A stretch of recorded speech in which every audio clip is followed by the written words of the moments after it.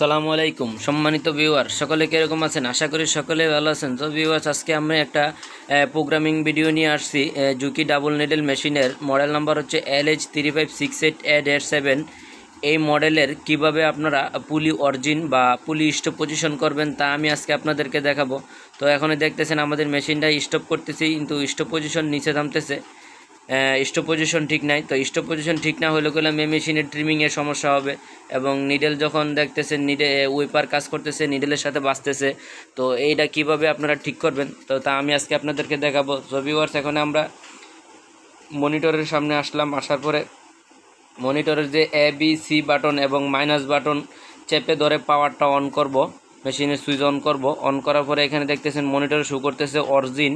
তো এখানে পুলিটা যখন ঘোরাবেন তখন পুলিটা যে মেশিনের যেই সাদা মার্ক এবং পুলির যে সাদা মার্ক আছে, এই দুইটা মার্ক একই সাথে মেলানোর পরে যে সংখ্যাটা মনিটরে শো করবে, ওই সংখ্যাটাকে আপনারা সেভ করতে হবে।